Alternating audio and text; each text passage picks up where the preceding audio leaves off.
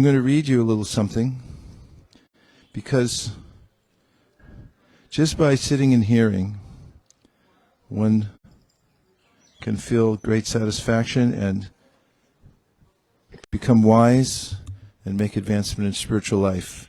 One can come to know everything, in fact. Correct? Can you prove it?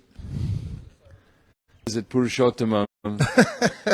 Sarvavid bhajanti mam sarvabhavena bharata. One who knows me as the Supreme Person, the Purushottama, knows everything, and therefore worships me in all respects. Very good, but if somebody knows something that hits the mark even more, I said if you sit and hear, you'll come to know everything just by hearing. Okay, go to Karnava. This is Prayers of Lord Brahma, 10th Canto, 14th chapter, text 2. Jnane prayasam namante eva jivanti sanmukharitam bhavadhiya bhartam sthane sthitam shrutrigatam tanuvan manobhir ye prayaso ajit jitopi asita isri lokyam. If one gives up mental speculation and to know the supreme truth by one's own ability, and one simply sits down and hears to bona fide spiritual master and the scriptures, then one can conquer the unconquerable. That works very well. But if you know more, please say more. Because I have another one in my mind. Yes. Microphone, please, to the... Just pass it.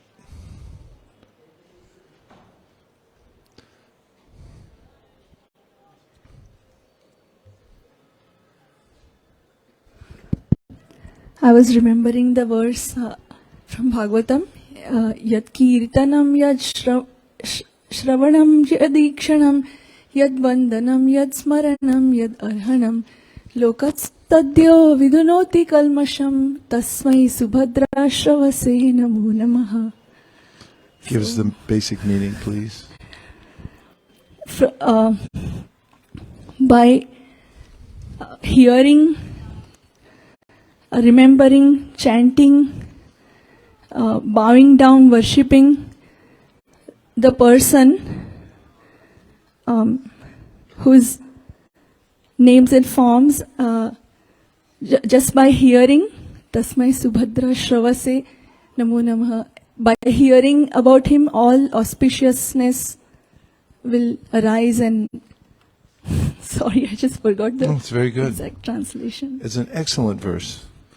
And it comes really close. But my mind desires to hear another verse. I'll give you a clue. It's in the Bhagavad Gita. And it's the verse that Prabhupada spoke on more than any other verse in the Bhagavad Gita. Yes, Prabhu? Radha Mohan Prabhu, do you have it? If not, we'll give it to Deva Vrata Prabhu. I hear him chanting it over there. You have it back there? Okay, go ahead. I was just thinking, Janma Karma Cha Me Divyam. And then another excellent verse. Shambhakti, just by hearing, you come to know everything about me. Maya Saktamana Partha Yoga Mujan Mashaya Yasham. Go ahead, Asamshayam. Asashayam Samagrama Yatha Gyasya Sitashranu. And what does it mean? Maya Saktamana Partha, by developing love for me. With mind attached. So, Maya Sakta Asakta means mana. The mind, when it's asakta, when it's completely attached to me. Maya Sakta Mana Partha Yogam Yunjan Manashaya. And Asamshayam Samagramam. This is by practicing yoga, he's saying, with mind completely attached to me, without any doubt. Samshayam Samagramam Yata Gyasasi Tashinu. Just hear from me, and you'll come to know everything. Let somebody read the translation. Jnanam teham savijnanam idam bhakshami shetaha yajyatva nehabunyo najgyatavyama vishishyate. Read 7.1 translation.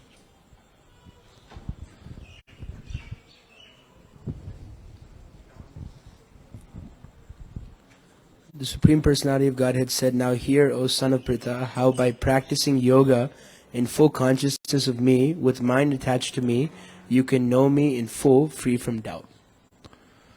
So Prabhupada emphasizes Tat Shrinu, that just by hearing, that one can come to know everything. And then, as Gurnath Prabhu said in the next verse, Jnanam teham savijnanam, he mentions that you can know everything phenomenal and numinous. Everything that is to be known you can know by hearing.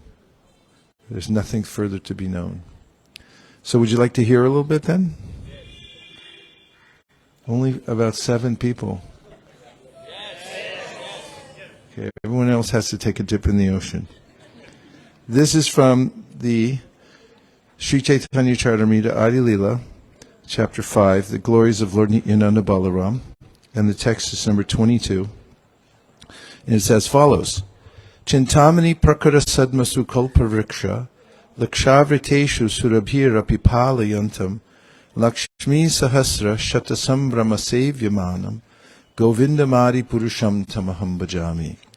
I worship Govinda, the primeval Lord, the first progenitor who is tending cows, yielding all desires in abodes built with spiritual gems, and surrounded by millions of purpose trees.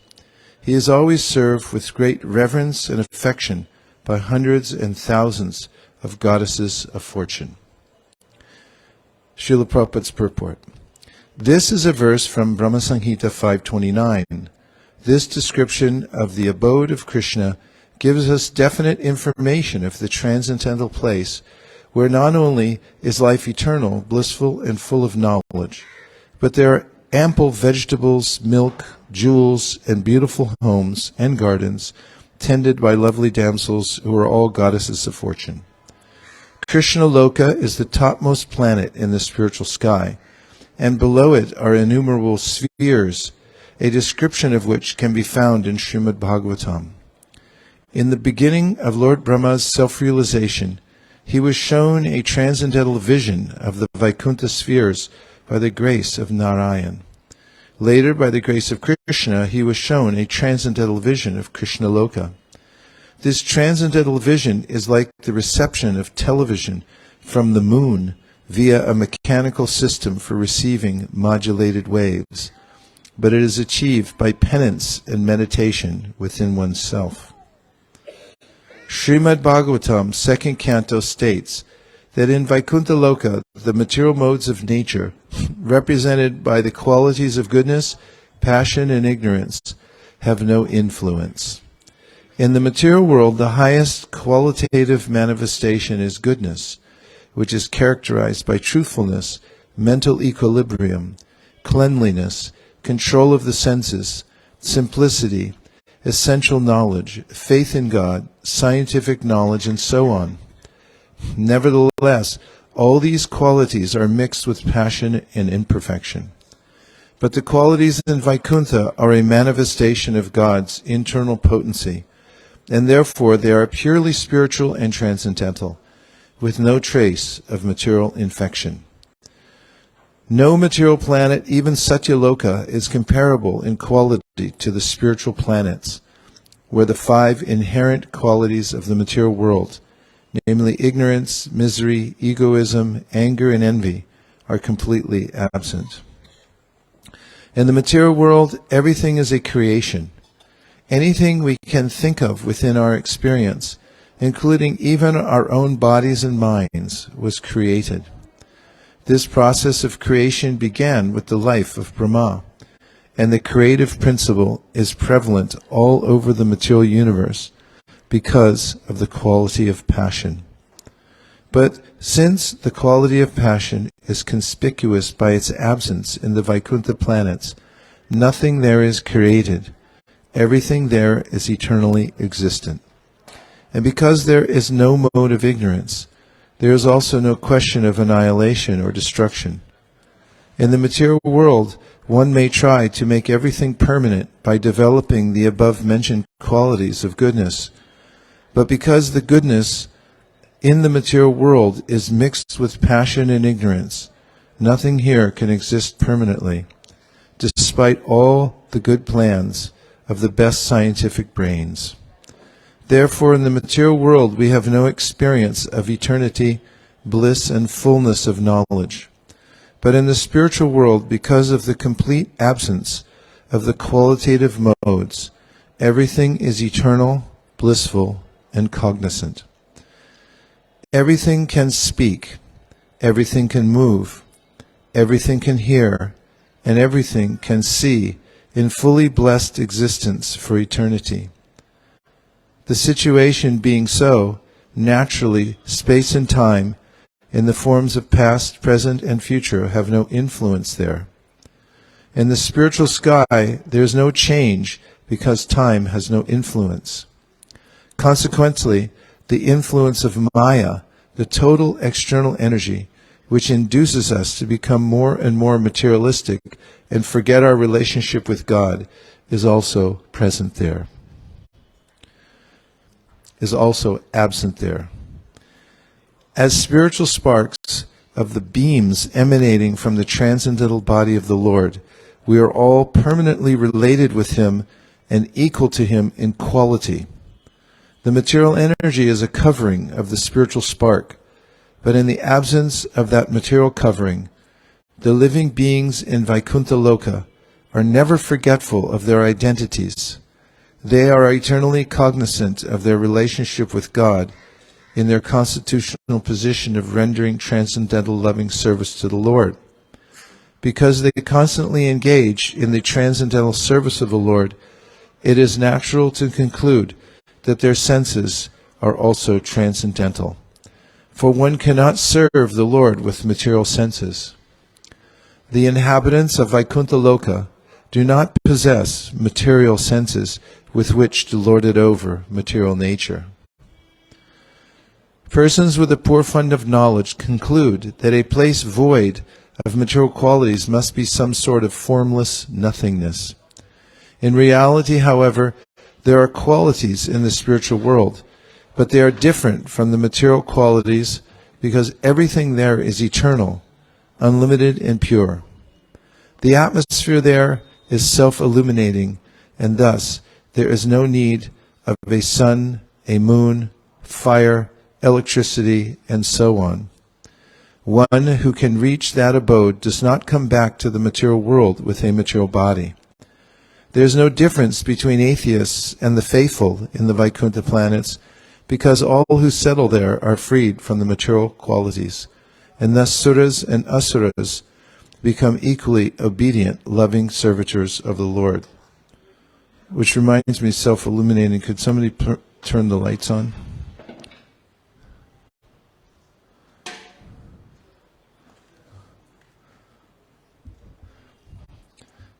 Happy holiday. The residents of Vaikuntha have brilliantly black complexions, much more fascinating and attractive than the dull white and black complexions found in the material world. Their bodies, being spiritual, have no equals in the material world. The beauty of a bright cloud when lightning flashes on it merely hints at their beauty. Generally, the inhabitants of Vaikuntha dress in yellow clothing. Their bodies are delicate and attractively built, and their eyes are like the petals of lotus flowers. Like Lord Vishnu, the residents of Vaikuntha have 4 hands decorated with a conch shell, wheel, club, and lotus flower.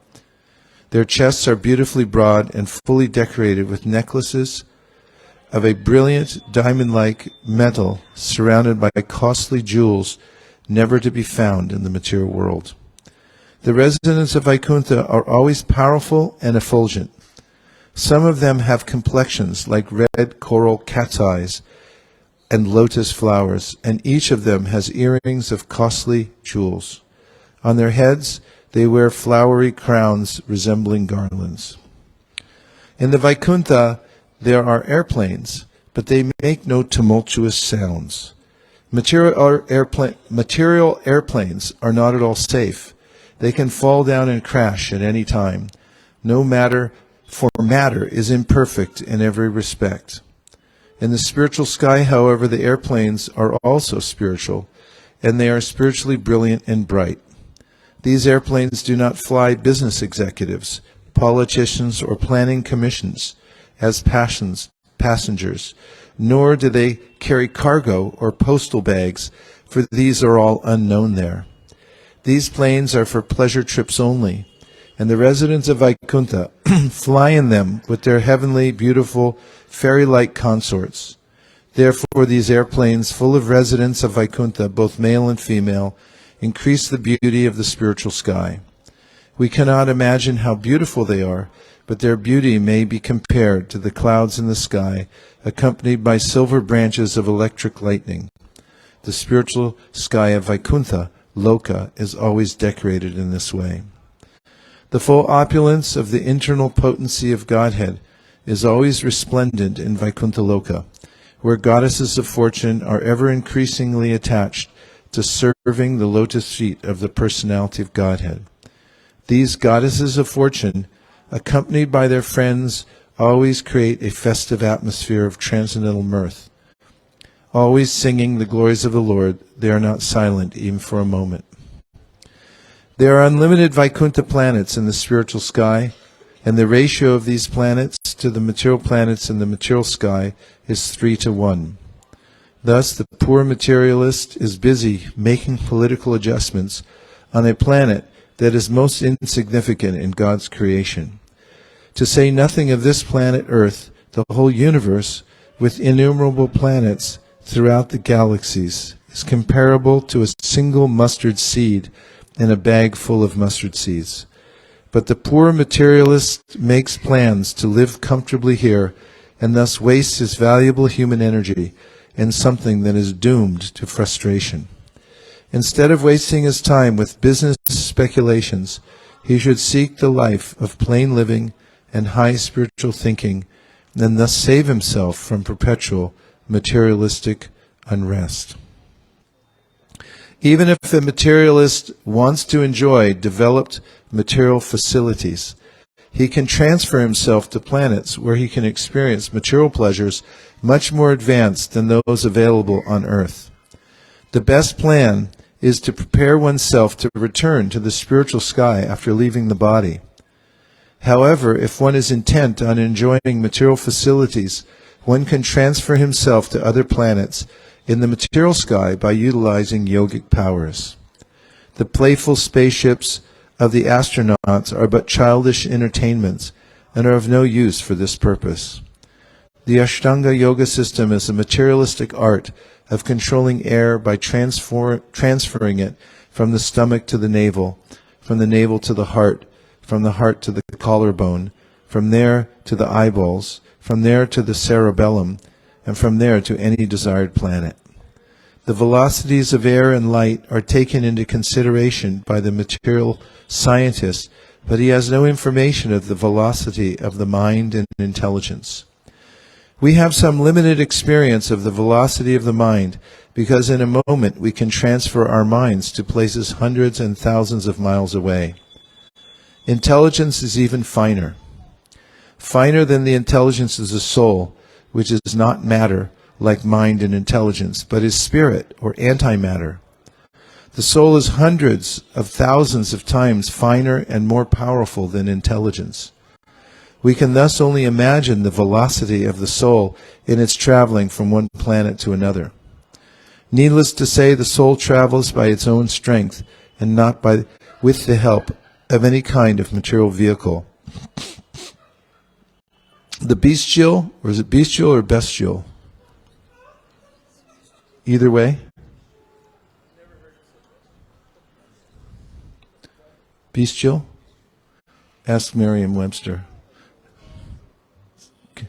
Can somebody ask Merriam-Webster? B-E-S-T-I-A-L. Is everyone okay? I'm not convinced. Huh? What?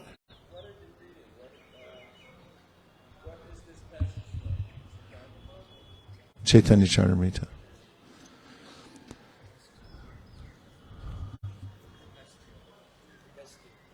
Bestial. Thank you. Thanks to our research team and your hard work. The bestial civilization of eating, sleeping, fearing, and sense gratifying has misled modern man into forgetting how powerful a soul he has. As we have already described, the soul is a spiritual spark many, many times more illuminating, dazzling, and powerful than the sun, moon, or electricity. Human life is spoiled when man does not realize his real identity with his soul. Lord Chaitanya appeared with Lord Nityananda to save man from this type of misleading civilization. Srimad Bhagavatam also describes how yogis can travel to all the planets in the universe. When the vital force is lifted to the cerebellum, there is every chance that this force will burst out from the eyes, nose, ears, etc., and these are places that are known as the seventh orbit of the vital force. But the yogis can block these holes by complete suspension of air. The yogi then concentrates the vital force in the middle position, that is, between the eyebrows. At this position, the yogi can think of the planet to which he wants to go after leaving the body. He can then decide whether he wants to go to the abode of Krishna in the transcendental Vaikunthas, from which he will not be required to descend into the material world, or to travel to higher planets in the material universe. The perfect yogi is at liberty to do either. For the perfect yogi who has attained success in the method of leaving his body in perfect consciousness, transferring from one planet to another is as easy as an ordinary man's walking to the grocery store. As already discussed, the material body is just a covering of the spirit soul. Mind and intelligence are the undercoverings, and the gross body of earth, water, air, and so on is the overcoating of the soul. As such, any advanced soul who has realized himself by the yogic process, who knows the relationship between matter and spirit, can leave the gross dress of the soul in perfect order and as he desires. By the grace of God, we have complete freedom. Because the Lord is kind to us, we can live anywhere, either in the spiritual world or in the material sky, upon whichever planet we desire. However, misuse of this freedom causes one to fall down into the material world and suffer the threefold miseries of conditioned life. The living of a miserable life in the material world by dint of the soul's choice is nicely illustrated by Milton in Paradise Lost. Similarly, by choice, the soul can regain paradise and return home back to Godhead. At the critical time of death, one can place the vital force between the two eyebrows and decide where he wants to go. If he is reluctant to maintain any connection with the material world, he can, in less than a second, reach the transcendental abode of Vaikuntha and appear there completely in his spiritual body, which will be suitable for him in the spiritual atmosphere. He has simply to desire to leave the material world, both in finer and in grosser forms, and then move the vital force to the topmost part of the skull and leave the body from the hole in the skull called Brahmarandra. This is easy for one perfect in the practice of yoga. Of course, man is endowed with free will, and as such, if he does not want to free himself from the material world, he may enjoy the life of Brahmapada, occupation of the post of Brahma, and visit Siddhaloka, the planets of materially perfect beings, who have full capacities to control gravity, space, and time. To visit these higher planets in the material universe, one need not give up his mind and intelligence, finer matter, but need only give up grosser matter, the material body.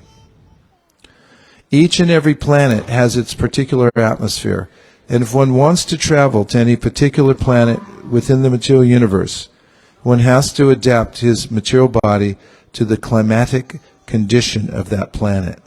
For instance, if one wants to go from India to Europe, where the climatic condition is different, one has to change his dress accordingly. Similarly, a complete change of body is necessary if one wants to go to the transcendental planets of Vaikuntha. However, if one wants to go to the higher material planets, he can keep his finer dress of mind, intelligence, and ego, but he has to leave his gross dress, body, made of earth, water, fire, etc. When one goes to a transcendental planet, it is necessary to change both the finer and gross bodies. For one has to reach the spiritual sky completely in spiritual form. This change of dress will take place automatically at the time of death, if one so desires. The Bhagavad Gita confirms that one will attain his next material body according to his desires at the time he leaves his body. The desire of the mind carries the soul to a suitable atmosphere, as the wind carries aromas from one place to another. Unfortunately, those who are not yogis but gross materialists, who throughout their lives indulge in sense gratification, are puzzled by the disarrangement of the bodily and mental condition at the time of death. Such gross sensualists, encumbered by the main ideas, desires, and associations of the lives they have led, desire something against their interest, and thus foolishly take on new bodies that perpetuate their material miseries. Systematic training of the mind and intelligence is therefore needed, so that at the time of death one may consciously desire a suitable body, either on this planet or another material planet, or even a transcendental planet. A civilization that does not consider the progressive advancement of the immortal soul merely fosters a bestial life of ignorance. It is foolish to think that every soul that passes away goes to the same place. Either the soul goes to a place he desires at the time of death, or upon leaving his body he is forced to accept a position according to his acts in his previous life. The difference between the materialist and the yogi is that a materialist cannot determine his next body, whereas a yogi can consciously attain a suitable body for enjoyment in the higher planets. Throughout his life, the gross materialist, who is constantly after sense gratification, spends all day earning his livelihood to maintain his family, and at night he wastes his energy in sex enjoyment, or else goes to sleep thinking about all he has done in the daytime. That is the monotonous life of the materialist. Although differently graded as businessmen, lawyers, politicians, professors, judges, coolies, pickpockets, laborers, and so on, materialists all simply engage in eating, sleeping, fearing, and sense gratification, and thus spoil their valuable lives, pursuing luxury and neglecting to perfect their lives through spiritual realization. Yogis, however, try to perfect their lives, and therefore the Bhagavad Gita enjoins that everyone should become a yogi. Yoga is the system for linking the soul in the service of the Lord. Only under superior guidance can one practice such yoga in his life without changing his social position. As already described, a yogi can go anywhere he desires without mechanical help, for a yogi can place his mind and intelligence within the air circulating inside his body, and by practicing the art of breath control, he can mix that air with the air that blows all over the universe outside his body. With the help of this universal air, a yogi can travel to any planet and get a body suitable for its atmosphere. We can understand this process by comparing it to the electronic transmission of radio messages. With radio transmitters, sound waves produced at a certain station can travel all over the earth in seconds. But sound is produced from the ethereal sky, and as already explained, subtler than the ethereal sky is the mind, and finer than the mind is the intelligence. Spirit is still finer than the intelligence, and by nature it is completely different from matter. Thus we can just imagine how quickly the spirit soul can travel through the universal atmosphere. To come to the stage of manipulating finer elements like mind, intelligence, and spirit, one needs appropriate training, an appropriate mode of life, and appropriate association. Such training depends upon sincere prayers, devotional service, achievement of success in mystic perfection, and the successful merging of oneself in the activities of the soul and supersoul. A gross materialist, whether he be an empiric philosopher, a scientist, a psychologist, or whatever, cannot attain such success through blunt efforts and word jugglery. Materialists who perform yagas, or great sacrifices, are comparatively better than grosser materialists who do not know anything beyond laboratories and test tubes.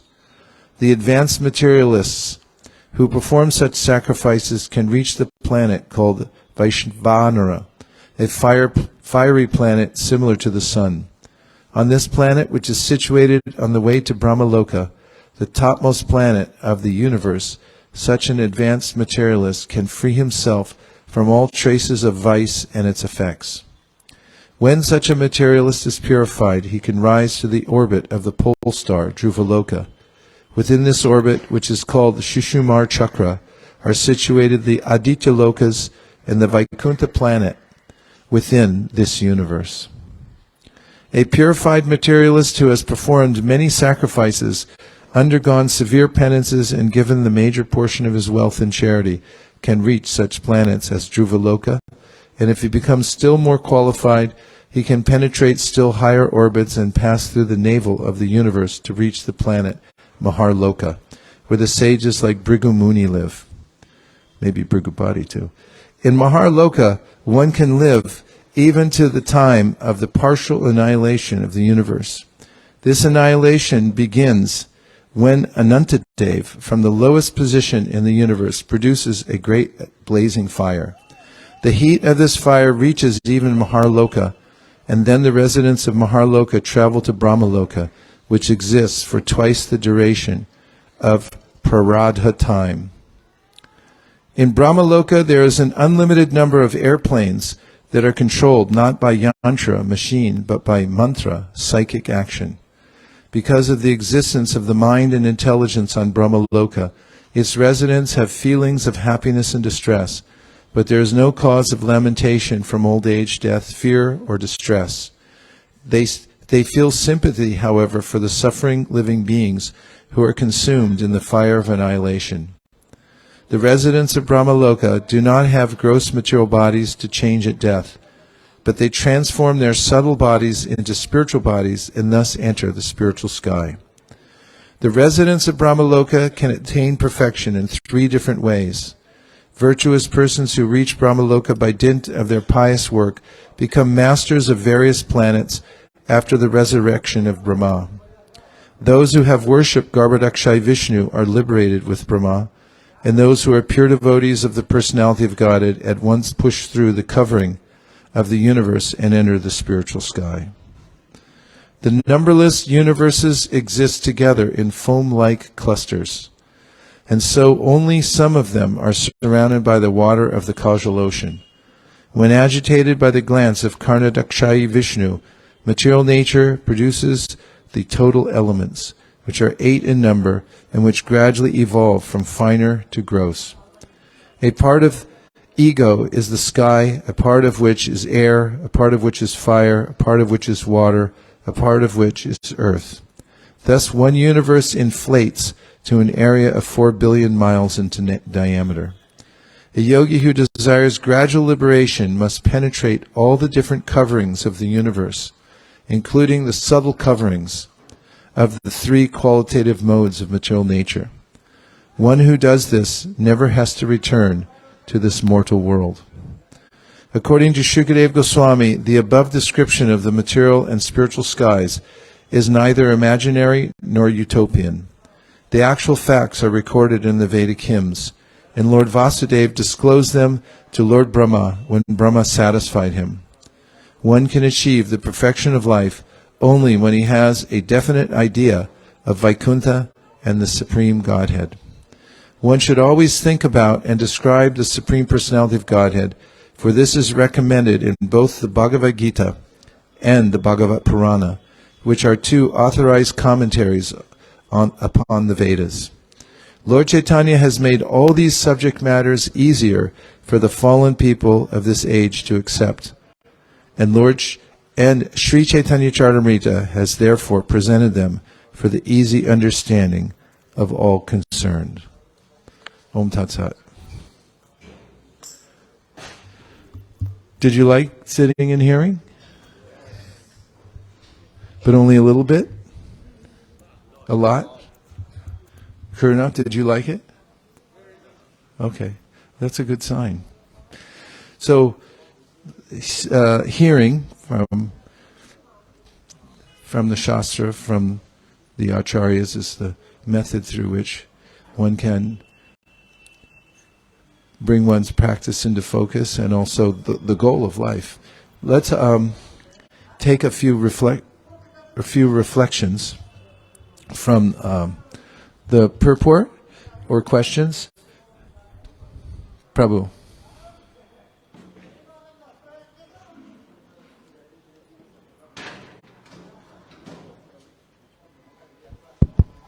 Hare Krishna. While I was reading this purport, my mind was going towards a class by Radhika Raman Prabhu, where he was mentioning that there are three different kinds of personalities who perceive death in three different ways. And he mentions that for materialist, they perceive death as an axe. Like Hiranyakashipu, he was forced to go into the next body. And here Srila Prabhupada also mentions the same thing. And then he mentions the second type of personality is yogis, who perceives death as a tool, like a train. Someone chooses a train to go to the next destination, so it takes as a tool. But for a devotee, he perceives death as an invitation. Someone comes and invites. What was the first one? Materialist, which is axe. An axe. Axe. An axe. Tool. A tool for yogis. Or an invitation. And third one is invitation, and the example of Dhruv Maharaj is mentioned, where Vishnu has come personally to take him to the... Very interesting. I read an article recently about a woman who anticipated her death, as most people do, but most people don't do anything about it. And she actually started a group to get ready for death, but it was more about being stoic and being prepared in all different ways, and they talked about it and so forth. They didn't have she didn't have, from what I could ascertain, that any of the knowledge that's given in the Bhagavad Gita and so forth. So when death came, it was a lot harder for her than she had thought, and it didn't seem like she was prepared. A lot of this purport is about preparing oneself. Thank you. That was really helpful. Prabhu?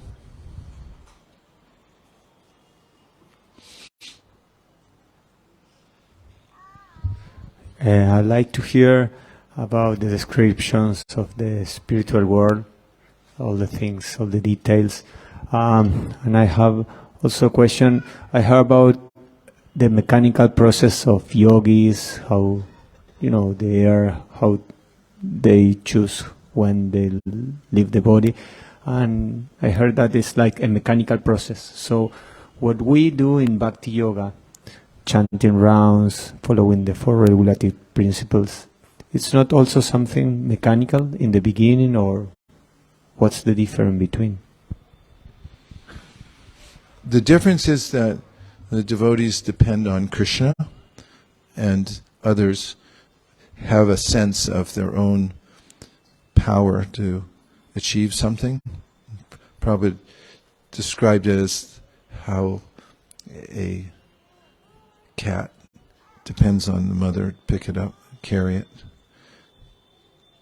A monkey, little baby monkey, has to hold on tight because the mother doesn't really, hold on to it.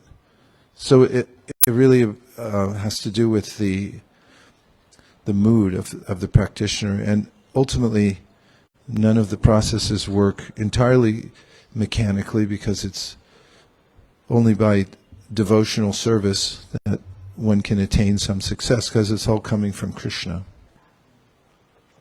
The 8th chapter of the Bhagavad Gita, as we mentioned this morning, in the 8th chapter, Krishna describes how through some mechanical process yogis try to elevate themselves in various ways. And then he says that the devotees don't worry about those because they're just dedicated to his service.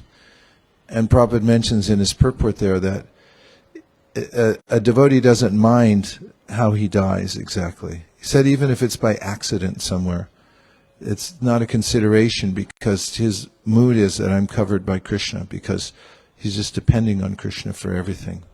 So in that sense, when we practice devotional service, because we're doing it perhaps ajata ruchi, before we have full taste. As we said this morning, it's like pushing a car just to get it started. And Rupa Goswami said it's like taking medicine for jaundice. In the beginning, you take it out of duty, but then gradually, when you're cured of the disease, then you'll have a sense of tasting the sweetness of the medicine, which is sugarcane juice. Any other comments? Yes, Prabhu? 1, 2, 3. Is this hand up? Okay. Hare Krishna. One thing that stuck out to me was Srila Prabhupada's mentioning so many different occupations, lawyer, judge, and then he even mentioned pickpockets. And then so he was mentioning that all those activities, though they seem different externally, but when you don't have Krishna in the center, it just boils down to eating, sleeping, mating, and defending, very carnal things. So I was just thinking that everything that we're endeavoring for that is not with the mind of pleasing Krishna or putting Krishna in the center, it just boils down to these 4 things. Krishna. Yeah, it's very categorical, actually. Arjun Prabhu. Hare Krishna. This also kind of reminded me of technology and how the futurists think of technology. Recently, I was listening to a podcast where the interviewee was Ray Kurzweil. He's a futurist and technologist. So his final conclusion was that love is above all. Being a technocrat, he sort of talked about how technology sort of grows, and we can think of messages being sent by pigeons to, say, telegram, Morse code, to now basically any kind of instant messenger. Whereas the conclusion he had was, let's be optimistic about our material world. But his conclusion was about devotion, in some sense, in a limited sense, without really referring to any of the texts. So if the world moves forward in a way that we use material energy, at the same time grow in prema, wouldn't that be lovely? And without really thinking that we might... At the same time what? With the bhava of prema, use technology and grow together. At the same time find a way to transcend through the Shastra. So there's that disconnect, which is why I think Srila Prabhupada's mission... there's an important verse in Narada's instructions to Vyasadeva when he says, Idam hi pumsam tapasastrutasya va swistasya suktasya cha buddhidatayo avichutor tar kavibir nirupito ka uttama shloku gunarnavarnanam. And there he says that one should utilize all forms of science and literature, art, and so forth to please the Supreme Personality of Godhead or to discover the Supreme Personality of Godhead. In that case, it's all good. Otherwise, when it's detached from that vision, then it becomes categorically useless. Prabhu? Just on this topic of leaving the body, one person I've had on my mind since I've arrived here that I've been really missing the presence of is Rajendraనంద Prabhu. And the example that he set for how gracefully the devotee can leave the world. I was with him the summer before he was going to leave, and I remember speaking with him, and he was just so ready, actually, even before anything was diagnosed. Conversations that I had with him, it was uncanny how prepared he was, and there was this sense that he was getting ready to leave, although nothing had been diagnosed or anything like that. So, but when it finally came, I remember that post came out on Facebook about his request that don't pray for my good health. Pray for me to accept the will of Prabhupada and Krishna in my life. So just how gracefully the devotee leaves the world is just so phenomenal. There's no artificial mechanic adjustment. It's just doing what they've been doing their entire life, which is just depending on Krishna. Yeah, it is faith-giving to see that, Giriraj Maharaj has written a book listing several devotees who have had such graceful departures from the world. And of course, it came out before Rajendranandana Prabhu left, but many devotees who have been fully absorbed in Krishna consciousness and have left their bodies in their own ways have shown similar examples. I must say I also miss Rajendranandana Prabhu. He used to come to all of our yatras and was really the life of the party. So enthusiastic and so intent on hearing and so forth. And he had obligations even up to the last, part of his life to fulfill, but he did everything with such balance. He spent a lot of time in Mayapur just serving and hearing, and he did whatever he had to do to maintain the rest of his life, but his main focus was on Krishna consciousness and hearing and so forth and serving. So anyone can do that. Prabhupada gave us that. But Prabhupada also mentions in the 8th chapter of the Bhagavad Gita that one should use one's life for that purpose, because one requires yoga balena, he says, or spiritual strength, in order to leave the body with such purpose and grace. And he said that requires practice throughout one's life. In fact, he mentions in the purport that you have to practice some kind of yoga to have that, but especially bhakti yoga. And Rajendranandana Prabhu's wife, when she was talking to him before he left, he gave some very sober kind of instructions to her, but one of them was, don't waste time, because it can come up at any point in our life. There's no guarantee of anything. So today we went to Gambhira, if I remember correctly. That was today, right? And then also we went to Sarvabhauma Bhattacharya's house. And does anybody have any recollections of our time there, or any impressions of going to these places? Yes, Prabhu. And then I'm going to ask Ananta to say how he felt going to those places. Yeah, you spoke about two main points in Gambhira, about assimilation and association. Those 2 points are very important to develop a good conscience. And when we were there in Sarvabhauma Bhattacharya's house, it was very, very nice to feel that conversation of how Lord Chaitanya Mahaprabhu was there, and by 7 days he just listened in a humble way. It was very nice, the atmosphere there. I love it. Thank you for your recollections. The assimilation principle or consolidation is important in all aspects of life, because it's so easy to keep going. When we were growing up as children, there are lots of children-like things to do. Notice in child development, there are ways that most children engage themselves at certain ages. It's kind of predictable to some degree. And same with adolescence. And it's easy enough just to be on a track dictated by material nature.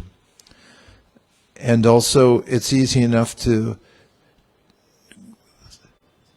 sail through various aspects of our life and not take anything from them. So especially in Krishna consciousness, it's helpful to take time, for instance, in the day, to recollect what happened, what did we do, like we're doing now, and what did we get from the day. And also at the end of a month, or even at the end of the year, to take some time to look back and say what happened, a retrospective at different intervals of our life, to see what happens. see what happened and how we can do it better, how we can adjust and so forth. Because there's always a sense of a forward march, and we have to do the next thing and so forth. So taking the time to look in and see how did we do, how are we doing and so forth very deliberately can be very helpful. Seems that Prabhupada, before he came to America, had time to plan and think about his life. It comes out in many of his writings when he's thinking back to the phases of life he's been through. At one point, he talks about, while he's in Vrindavan, that I think of all my loving relatives, and he says, where are they all now? They're simply a list of names. And he recounts how he had a business, he lost the business, the prestige that he had of being manager in a large firm evaporated and so forth. And just taking stock of what we have and seeing where we are is really important. Ananta, how are things going so far? Hare Krishna. Hare Krishna. Amazing. It's almost like a dream state being here. Still trying to acclimate a little bit, but it's been amazing. Today, after we took prasadam and began our way over to Gambhira, I was feeling sluggish and tired, but by the time I got there and as we entered into the temple, I just felt a surge of energy, and I wasn't tired anymore. It was really nice, especially when we got to Sarvabhauma Bhattacharya's place. I was really tired and was like, kind of dozing a little bit as we were walking, but then when we got inside, it was like, wow, and I could really feel it when I was in there. It was really special. I'm so happy. Thank you, Ananta. Anapayini, how's it been for you? You've spent a lot of time in Puri, right? You can pass Anapayini the microphone. Hare Krishna. It's so nice to be back to Puri after a couple years of separation. Yeah, just was sharing with Nirakula Maji in Gambhira that hearing from you for the last 2 days was like hearing two personalities, because Madhavanand Prabhu is not here, and I kind of hearing him in your voice too. So two personalities in one. Thank you so much. And from today, especially I was thinking about the point you were speaking about in Sarvabhauma Bhattacharya's house when you were giving instructions to your new disciple during initiation. So you were mentioning entitlement. So, and for me it's significant that you were speaking about that in Sarvabhauma Bhattacharya's house, because the whole Leela is actually about this too, how he was thinking, Sarvabhauma Bhattacharya was thinking, I'm a great Brahmana, and it came to the extent that he was able, he dared to instruct Mahaprabhu. So I was thinking how important that. I also was hearing from Madhavan Prabhu this morning in class. He was giving 2 years back in Siddha Bakul, and he also was mentioning example of Haridas Thakur and entitlement. He was speaking about how this is actually destroying our spiritual life when we think we're taking things for granted. So how important is it to appreciate it? Even, for example, like we can come in the Dham again and again, and at some point think, oh, I was been there. I know this place. I know that. I heard about that already. So, and it's just required lots of absorption and meditation, and always something new, some special lesson can come up, even in the place you've been many times. So this is my meditation from today. Thank you so much. Thank you very much. Let's ask Jagamohan Das what it felt like today to take initiation. What was the experience of anticipating initiation, coming here, and then I'm sure we'd like to hear any kind of thoughts you have about what it felt like or what you were thinking or anything like that. You can just be vulnerable and tell us everything. Actually, I didn't know what to expect because I didn't know the place. I learned only yesterday that I was receiving initiation from you today, so it was like all new for me, you know. Completely lost, but was really nice place, really nice energy and association from everybody. And yeah, that's it. So use some adjectives like, were you surprised, or were you, I mean, what does it feel like to get initiated these days?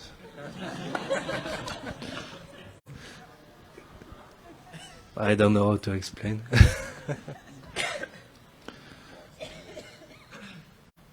Okay. Shamahini is here. Shamahini, what's your experience here so far?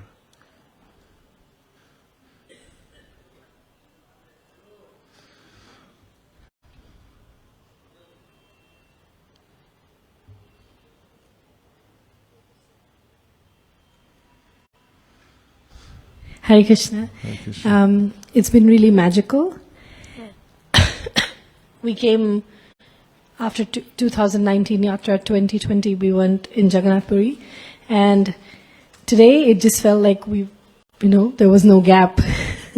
We've just been here with following you on the streets of Jagannath Puri, and the first day was hard for me personally because I think I was still in the intensity of what I left behind. And I was like, is it going to be like this? Like I felt disconnected a little bit because I was still, my body was still and the mind was still in that momentum. But today I felt that connection come alive, and I felt like we've just always been here. So thank you. It's very interesting about moving from one orbit to another. Even I notice this a lot when we go to Kartik, and I've become better at it moving from Vrindavan to Govardhan, but once I get to Vrindavan, there's a kind of gravitational pull. There's a program there, and it's very attractive, and it's hard to leave there. And also, people say, why don't we do this, why don't we do that? And then I have to be very determined to say, sure, but I'm going to Govardhan.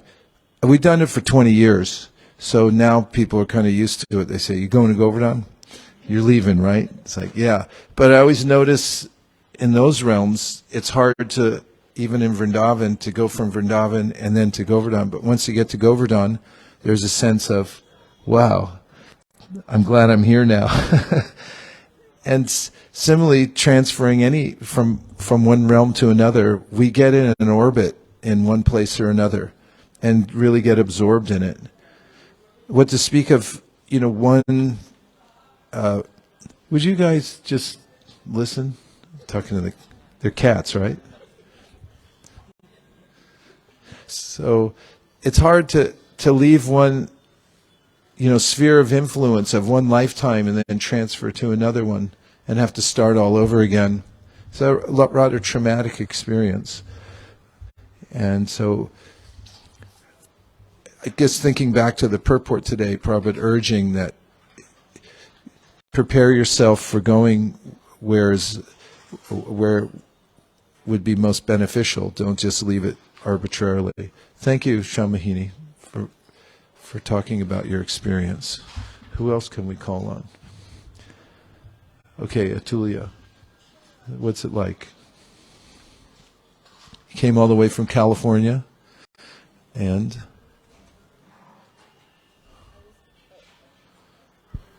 I was also meditating on what you said about assimilation and association. And a part of me felt remorse because I have the best situation at home with the best of association. And I feel like I haven't taken full advantage of that in getting close to all the devotees back at home. And I was also feeling gratitude because I have such amazing devotees that take care of me and make time for me. Tukaram Prabhu and you and Guru Ma, and that makes me feel like the luckiest girl ever. So I was thinking about those two things today. Thank you for sharing. Arjun's going to lead us in clapping. Okay. Wow, Pranahari's going to share.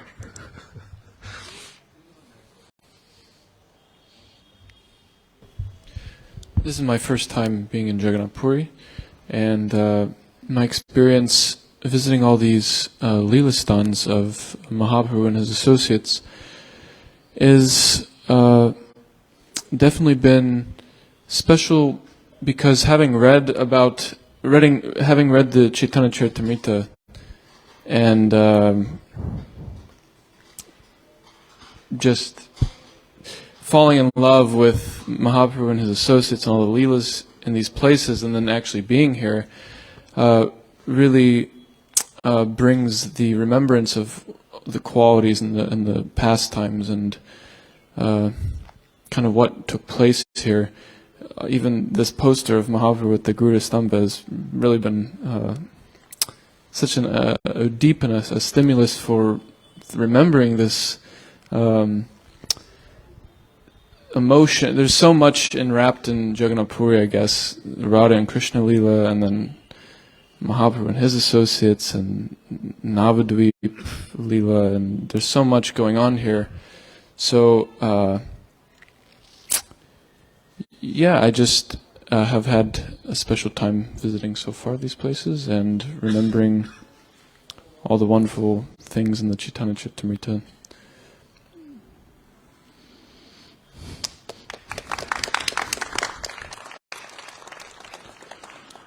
What's it been like for you? It's been kind of eye-opening in one sense because I was here for the last retreat as well, and compared to the last retreat. Last retreat means last week. Last week, I was here for the youth retreat before, and I can see that the youth retreat was a lot of moving, a lot of energy. Here I can. It's not that I couldn't focus a little bit more, but I couldn't really dive in deeper into these pastimes because I've also been, like Pranahari Prabhu said, it's like I've been noticing these different. It's like a present tied up in a present and tied up in a present. It's like Radha Krishna Leela, and then Gaurnita is having their Leela, and then Jagannath has his own pastimes. So I've been just trying to meditate upon that, and also getting. The morning sessions have been really good at Toda Gopinath and the Japa sessions, so I've been really liking those. Thank you very much. Harai Pran. Okay, now, how has it been going with meeting new devotees? We've had it a couple times where we moved around and you met somebody that you haven't met before. Is it hard? It's easy? Did you really meet new people that you've never met before? So what was it like? Wonderful and cool?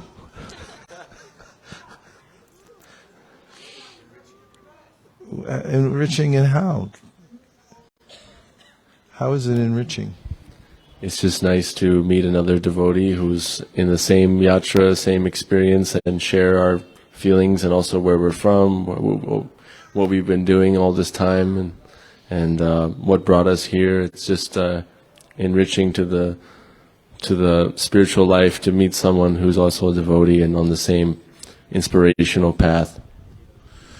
I find it that way too. I mean, just hearing the realizations that the devotees, that all of you have shared so far is really helpful and important to me, because then you kind of get a feeling what everyone's going through together. And it's hard to know unless we talk about it. And in the Gita, Krishna says, Matchita makata prana bodhayantas parasparam katayantas shamam nitya tushyanti charamanti cha. The devotees discuss amongst themselves their realizations, and they speak about me, Krishna says, and they find satisfaction and happiness doing that. And Prabhupada also mentions in a purport in the Adi Leela of the Chaitanya Charitamrita that devotees are like scientists. They discuss their findings of their research projects together. And in doing so, that they churn the material. And he said devotees are like that too. They come together and they discuss their devotional practices, compare notes, and by doing so, he said they please the Supreme Personality of Godhead who bestows upon them advancement in devotional service.